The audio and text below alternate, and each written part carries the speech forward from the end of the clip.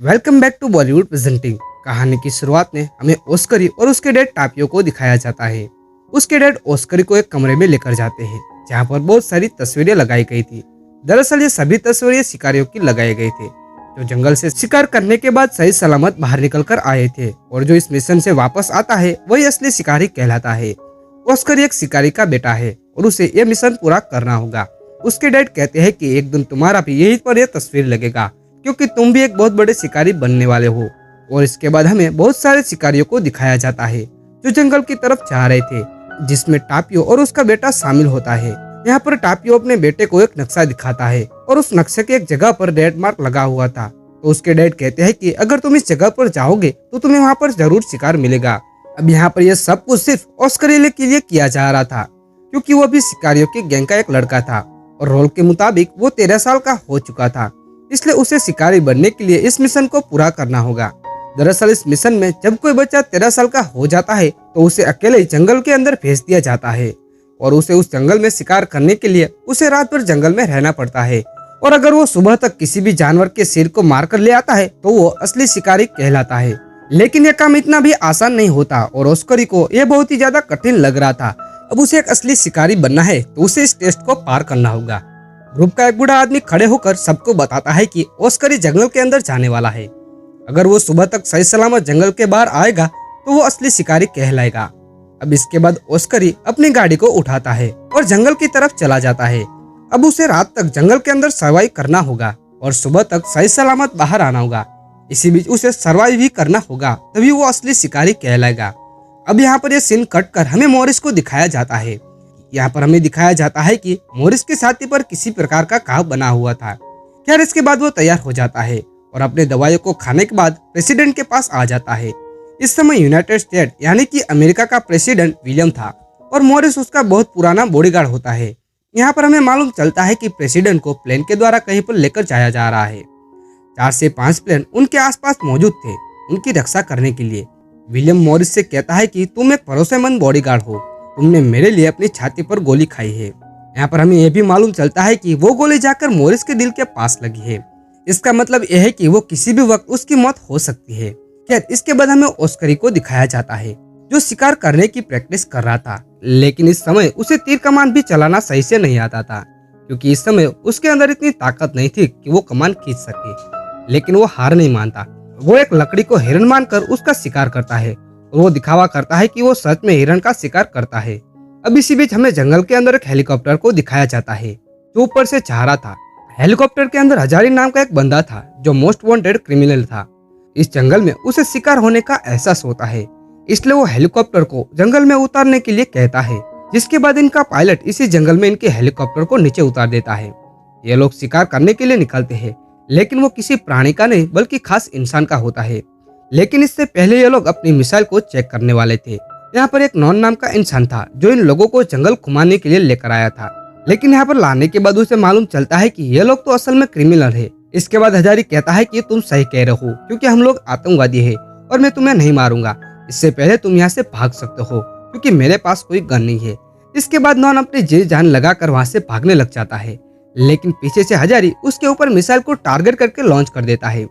इसके बाद वो किसी को मैसेज करता है कि मिसाइल टेस्ट पूरा हो चुका है। अब इसके बाद हमें फिर से प्लेन को दिखाया जाता है जिसमें प्रेसिडेंट बैठकर कहीं जा रहे थे। कुछ दूर आगे जाने के बाद पायलट को मालूम चलता है कि इनके प्लेन के ऊपर किसी ने मिसाइल से टारगेट किया है, जिसके बाद मॉरिस फौरन बॉडीगार्ड को इसके बारे में इन्फॉर्म करता है ताकि वो फौरन जाकर प्रेसिडेंट की सुरक्षा कर सके।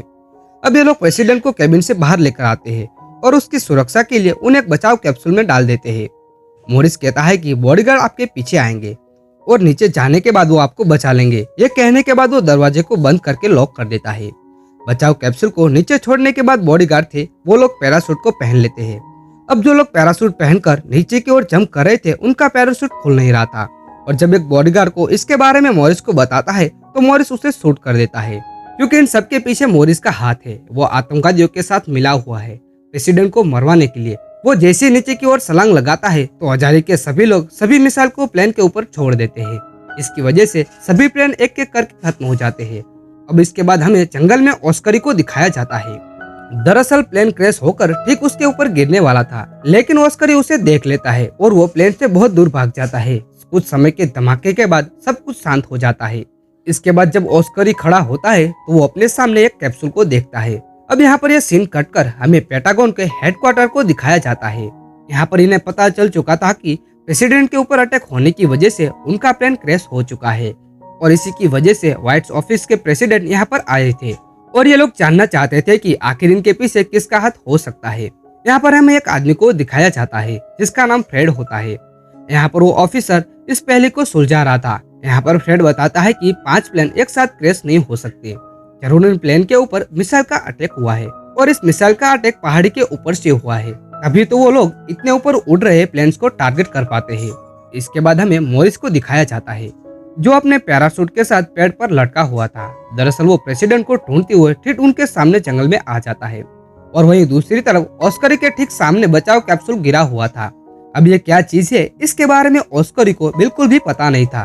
तभी अंदर से प्रेसिडेंट कांच के ऊपर इस कैप्सूल का बचाव कोड बताते हैं। इसके बाद ऑस्करी उस कोड को एंटर कर देता है और दरवाजे को खोलने के बाद ऑस्करी फिर जाकर कहीं पर छुप जाता है। इसके बाद विलियम बाहर आ जाता है और पूछने लगता है कि आखिर यहाँ पर कौन है। वो चिल्ला के कहता है कि मैं यूएस का प्रेसिडेंट हूँ, तुम जो कोई भी हो सामने आ जाओ। लेकिन ऑस्करी को प्रेसिडेंट के बारे में कुछ भी मालूम नहीं था। वो विलियम से पूछता है कि आखिर तुम यहाँ पर कौन से ग्रह से आए हो, जिसके बाद विलियम अपना पासपोर्ट दिखाता है। इसके बाद ऑस्करी को मालूम चलता है कि वो अपने प्रधानमंत्री के सामने खड़ा है। लेकिन इसके बाद ऑस्करी कहता है कि तुम चाहे जो भी हो, तुम इस समय जंगल में फंसे हुए हो, इसलिए तुम्हें मेरी बात माननी होगी क्योंकि मुझे जंगल के बारे में सब कुछ मालूम है। इसके बाद विलियम कहता है कि ठीक है, मैं तुम्हारे साथ रहूंगा, लेकिन मुझे जंगल से बाहर निकालो। वहीं दूसरी तरफ हमें हेडक्वार्टर को दिखाया जाता है। यहाँ के अधिकारियों ने बचाव कैप्सूल में लगे ट्रांसमीटर को ट्रैक कर लिया था, जिसके बाद ये लोग प्रेसिडेंट को बचाने के लिए अपनी पूरी फोर्स को उस लोकेशन पर भेज देते हैं। लेकिन उस लोकेशन पर जाने के बाद इन लोगों को सिर्फ सिंगल ट्रांसमीटर मिलता है, क्योंकि वो सिंगल ट्रांसमीटर था वो बचाव कैप्सूल से अलग होकर कहीं दूर गिर गया था। अब यहाँ पर इन लोगों के पास प्रेसिडेंट की सही लोकेशन पता नहीं थी। इसके बाद हमें मॉरिस को दिखाया जाता है जो कॉल करके अपने लोगों को यहाँ पर बुला लेता है, क्योंकि उसने बचाव कैप्सूल को ढूंढ लिया था और इन लोगों को लग रहा था कि प्रेसिडेंट अभी भी इस कैप्सूल के अंदर है। लेकिन जब ये लोग बचाव कैप्सूल को खोलते हैं तो इन्हें अंदर कुछ भी नहीं मिलता। इधर ऑस्कर विलियम को लेकर अपने बगी के पास आ जाता है और ऑस्कर कहता है कि इस जंगल के बारे में मुझे सब कुछ अच्छे से मालूम है, इसलिए तुम पीछे जाकर शांति से बैठ जाओ और मैं बगी को चलाता हूँ। इसके बाद वो जंगल से बाहर निकलने के लिए आगे की तरफ जाते हैं और थोड़े ऊपर जाने के बाद वो अपनी बगी को रोक देता है। दरअसल ऑस्कर उस जगह पर आया था जिस जगह के ऊपर उसके पिता ने उसे बताया था, क्योंकि इस जगह पर उसे शिकार मिलने के बहुत ही ज्यादा चांस थे। यहाँ पर ऑस्कर विलियम से कहता है कि आज रात मुझे इसी जंगल में रुकना होगा, क्योंकि मेरा टेस्ट चल रहा है और मैं इस टेस्ट को पास किए बिना जंगल से बाहर नहीं जा सकता हूँ। इसके बाद विलियम उसके साथ बैठता है और काफी कुछ बातें करता है। वो विलियम को बताता है कि मैं एक अच्छा शिकारी बनना चाहता हूँ और जो कोई अच्छा शिकारी बनना चाहता है उसे एक रात जंगल में गुजारनी पड़ती है। फिर अगले दिन सुबह हो जाने के बाद ऑस्कर उस तरफ जा रहा था शिकार करने के लिए और यहाँ पर हमें मालूम चलता है कि मॉरिस ने अपने साथियों के साथ रात भर विलियम को ढूंढता है। इधर ऑस्कर अपने पापा के द्वारा बताई हुई लोकेशन पर आता है और यहाँ पर उसे एक बड़ा सा फ्रिज दिखाई देता है और जब वो फ्रीजर को खोलता है तो उसके अंदर उसे हिरण का कटा हुआ सिर मिलता है। वहीं दूसरी तरफ विलियम अपने सभी बॉडीगार्ड्स को नीचे गिरकर मरा हुआ देखता है। यहाँ पर जब वो इनके पैराशूट को चेक करता है तो उसे मालूम चलता है कि इनका पैराशूट तो खुला ही नहीं है। यहाँ पर विलियम को मालूम चलता है कि उसका एक्सीडेंट नहीं हुआ बल्कि करवाया गया है और यहाँ पर वो मॉरिस को देख लेता है और यहाँ पर विलियम को समझ आ जाता है कि इन सब के पीछे मॉरिस का हाथ है। जिसके बाद विलियम भाग करके ऑस्कर के पास आ जाता है और उससे कहता है कि तुम यहाँ से भाग जाओ। यहाँ पर ऑस्कर बहुत ही ज्यादा उदास था। वो विलियम से कहता है कि मेरे पिता को मुझ पर भरोसा नहीं है, उन्होंने मेरे लिए हिरन का शिकार करके रखा है, उन्हें भी अच्छे से पता है कि मैं हिरन का शिकार नहीं कर सकता हूँ। इसका मतलब यह है कि मैं कभी भी अच्छा शिकारी नहीं बन पाऊंगा। लेकिन यहाँ पर विलियम कहता है कि अभी फिलहाल तुम्हें यहाँ से भागना होगा, क्योंकि मेरा प्लान क्रैश नहीं हुआ था बल्कि किसी ने करवाया था और जिसने करवाया है वो इस समय मेरे पीछे पड़ा हुआ है मुझे मारने के लिए, और इसीलिए मैं चाहता हूँ कि तुम यहाँ से चले जाओ वरना तुम भी फालतू में मारे जाओगे। और तभी यहाँ पर मॉरिस अपने साथियों के साथ यहाँ पर आ जाता है। यहाँ पर विलियम कहता है कि इसमें इस बच्चे की कोई गलती नहीं है, इससे यहाँ से जाने दो। इसके बाद मॉरिस पास आ जाता है और वो विलियम को मारने लग जाता है। उसे मारने के बाद वो ऑस्कर को भी मारता है। तभी विलियम कहता है कि तुम यहाँ से भाग जाओ, जिसके बाद ऑस्कर यहाँ से भाग जाता है। इधर हेडक्वार्टर के लोग सैटेलाइट के द्वारा प्रेसिडेंट की लोकेशन को ढूंढ लेते हैं और उन लोगों को मालूम चल जाता है कि अब प्रेसिडेंट के बचने के कोई चांस नहीं है, क्योंकि इनकी जो आर्मी की फोर्स थी वो वहाँ पहुँचने के लिए आधे घंटे लगने वाले थे और इतने समय में तो सब कुछ खत्म हो जाएगा।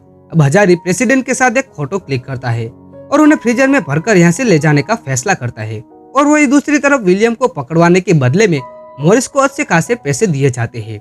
इधर ऑस्कर भी पत्थरों के पीछे छुपा हुआ था, लेकिन वो यहाँ से भागता नहीं है। वो फैसला करता है कि वो हर हाल में प्रेसिडेंट की जान को बचाकर रहेगा।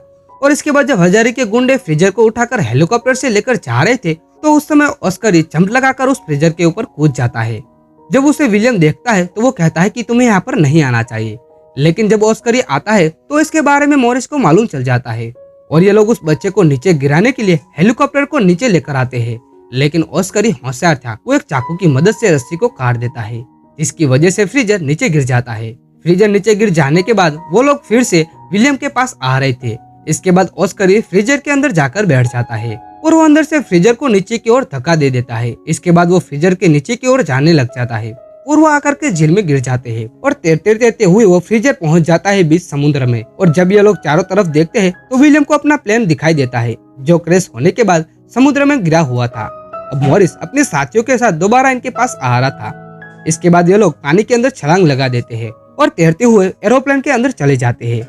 और अंदर जाने के बाद ये लोग प्लेन के ऊपरी वाले हिस्से में चले जाते हैं और तभी प्लेन के ऊपर एक मिसाइल से हमला होता है, जिसकी वजह से ये लोग बहुत दूर जाकर गिर जाते हैं। विलियम को जान से मारने के लिए हजारी नीचे आ जाता है और वो अपने साथ एक मिसाइल को भी लेकर आया था। टाइम को सेट करने के बाद वो मॉरिस से रस्सी को ऊपर खींचने के लिए कहता है, लेकिन मॉरिस रस्सी खींचने के बजाय उसे काट देता है और हजारी को नीचे छोड़ देता है। इसकी वजह से जब हजारी को गुस्सा आता है तो वो विलियम को मारने लग जाता है। वो उसके गले को दबाकर उसे जान से मारने वाला था, लेकिन तभी पीछे से ऑस्कर ही उसको मार देता है। और इसके बाद विलियम अपने हाथों में गन लेता है और वो हजारी को शूट करके जान से मार देता है। लेकिन अब इनके पास समय बहुत ही ज्यादा कम बचा हुआ था, वो मिसाइल कभी भी फट सकती थी। लेकिन यहाँ पर विलियम को पता था कि इस प्लेन के अंदर बचने के लिए एक सीट थी। अब ये लोग सीट पर बैठने के बाद ये दोनों हवा में उड़ जाते हैं। ये लोग देखते हैं कि मॉरिस अभी तक यहाँ से गया नहीं है। यहाँ पर ऑस्कर ही अपना पहला शिकार करने के लिए मॉरिस के ऊपर तीर चलाता है। तीर की वजह से मॉरिस को कुछ असर तो नहीं होता, लेकिन उसके दिल के पास गोली लगी थी, वो उसकी वजह से वो तीर उसके चुभने लगता है और उस दर्द की वजह से वो नीचे गिरकर मर जाता है। और ठीक उसी समय मिसाइल पूरी तरह से ब्लास्ट हो जाती है, जिसकी वजह से तालाब के अंदर का जो पानी था वो चारों तरफ फैलकर नीचे गिरने लग जाता है। इधर आर्मी के जो लोग प्रेसिडेंट को बचाने के लिए आए थे वो शिकारियों को अपने कंट्रोल में कर लेते हैं। और दूसरी तरफ हेडक्वार्टर के अंदर सभी लोगों को लगने लगता है कि अब प्रेसिडेंट की मौत हो चुकी है और इसीलिए जो वाइस प्रेसिडेंट था वो अमेरिका का प्रेसिडेंट बनने के लिए शपथ लेने लगता है। लेकिन उसी समय ये लोग अपनी स्क्रीन पर एक पैराशूट को देखते हैं जिसके अंदर ऑस्कर और विलियम था। और इस तरीके से बड़ी मुश्किल के बाद आखिरकार ऑस्कर प्रेसिडेंट को बचा लेता है। विलियम उसके पिता से कहता है कि तुम्हारा बेटा बहुत ही ज्यादा बहादुर है और वो एक बहादुर शिकारी बनने के लिए काबिल है। और इसके बाद उसका ग्रुप ऑस्कर को एक शिकारी के रूप में कोशिश कर देता है।